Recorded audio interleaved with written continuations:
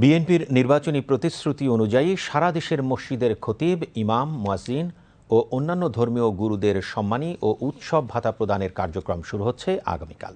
কর্মসূচির উদ্বোধন করবেন প্রধানমন্ত্রী তারেক রহমান। প্রাথমিকভাবে প্রায় ৫,০০০ মসজিদের প্রতিটির ইমাম, মুয়াজ্জিন ও খাদেমের জন্য ১০,০০০ টাকা, প্রায় ১,০০০ মন্দিরের পুরোহিত ও সেবায়েতের জন্য ৮,০০০ টাকা এবং বৌদ্ধ বিহার ও গির্জার ক্ষেত্রেও প্রতিটির জন্য ৮,০০০ টাকা করে সম্মানী দেওয়া হবে। রিপোর্ট সুমন মাহমুদের। বিএনপি সরকার গঠন করলে পর্যায়ক্রমিকভাবে সারা দেশে বিভিন্ন মসজিদ, মাদ্রাসার ইমাম সাহেব, খতিব সাহেব যারা আছেন, মুয়াজ্জিম সাহেব আছেন, তাদেরকে আমরা সম্মানী দিতে চাই সরকারের পক্ষ থেকে। প্রধানমন্ত্রী তারেক রহমানের নির্বাচনী প্রতিশ্রুতি অনুযায়ী ঈদের আগেই দেশের মসজিদগুলোর ইমাম, মুয়াজ্জিন, খতিব ও অন্য ধর্মীয় গুরুদের বিশেষ সম্মানী ও উৎসব ভাতা প্রদানের কার্যক্রম শুরু করেছে তার সরকার। পাইলট প্রকল্প হিসেবে প্রতিটি ইউনিয়ন ও পৌরসভা থেকে একটি করে মোট ৬,৪৫৮টি মসজিদ সহ অন্য উপাসনালয়গুলোকে প্রতি মাসে সরকারি অর্থ বরাদ্দ দেওয়া হবে। প্রতিটি মসজিদের জন্য ১০,০০০ টাকা নির্ধারণ করা হয়েছে, যা থেকে ইমাম ৫,০০০ টাকা, মুয়াজ্জিন ৩,০০০ টাকা এবং খাদেম পাবে ২,০০০ টাকা। আর মন্দির, বৌদ্ধবিহার, খ্রিস্টান চার্চ, গির্জার জন্য নির্ধারণ করা হয়েছে ৮,০০০ টাকা। এছাড়াও প্রতি বছর ধর্মীয় উৎসবের জন্য ২,০০০ টাকা করে উৎসব ভাতা দেওয়া হবে। আগামী ১৪ মার্চ এই মহতী কার্যক্রমের উদ্বোধন করবেন প্রধানমন্ত্রী তারেক রহমান।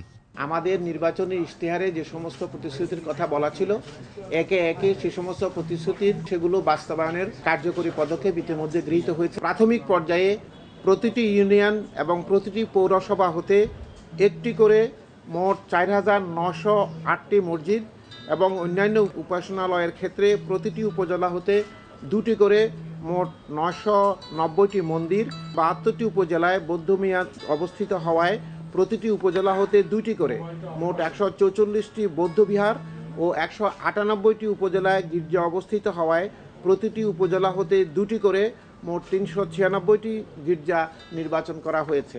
সরকারের এই উদ্যোগ বাস্তবায়ন করতে চলতি অর্থ বছরের প্রায় ২৮ কোটি টাকা ব্যয় হবে। পরে প্রতি অর্থ বছরে লাগবে ৪,৪০০ কোটি টাকা। আগামী ৪ বছরে ধারাবাহিকভাবে দেয়া হবে এসব ভাতা।